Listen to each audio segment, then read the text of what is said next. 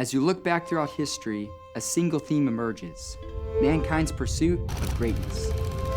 Today, that same desire to achieve greatness is reflected in those our society celebrates. What is true greatness? Many of us turn to familiar stories of those who exemplify courage, humility, even a willingness to lay down their lives. But there is a lesser-known story I prefer to tell.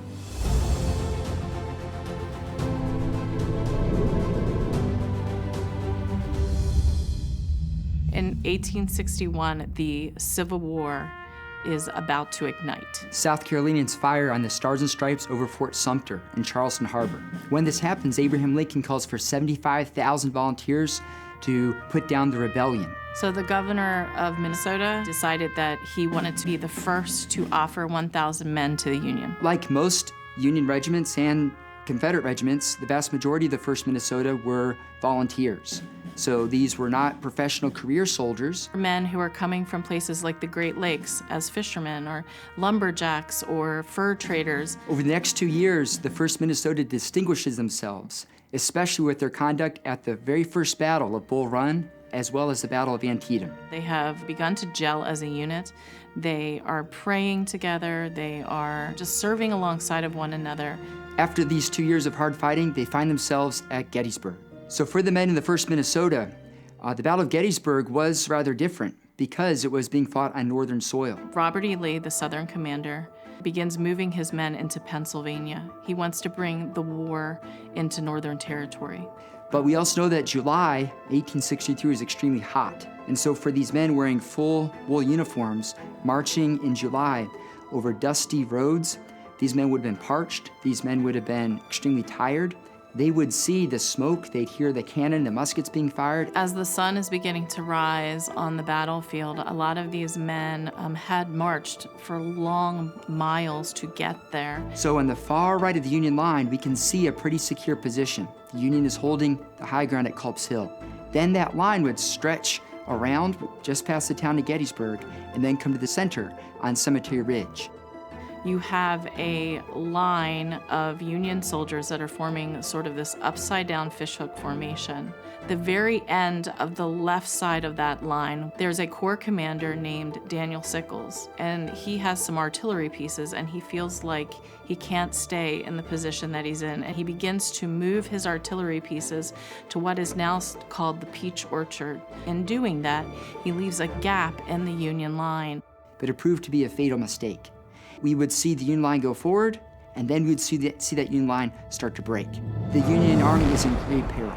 So the commander of the Union 2nd Corps, General Winfield Scott Hancock, he recognizes the threat that the gap is open, and he says, these are all the men we have.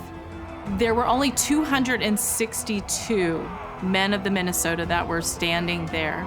Their Colonel Colville, hears Hancock make that comment, and he says, "What regiment are you?" And he answers back, "We're the 1st Minnesota." And he points out to the flood of Confederates coming toward them. He says, "Do you see their colors? Do you see their flags?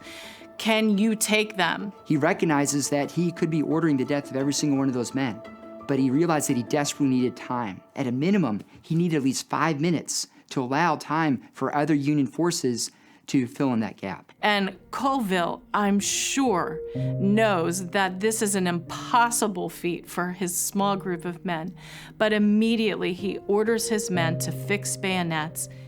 Not one man wavered, said a participant. So when the 1st Minnesota made their charge, they fixed bayonets, and at the double quick, as quickly as possible, almost at a sprint, they ran forward.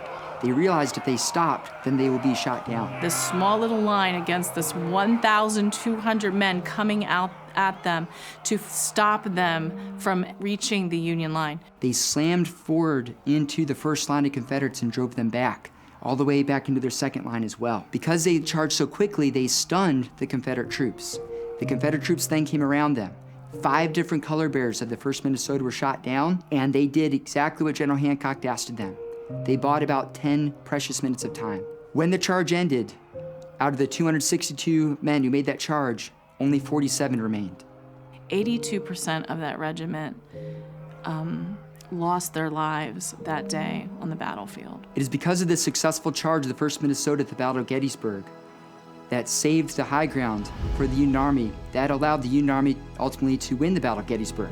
And it's this great victory at Gettysburg which directly contributed to the Union winning the entire war.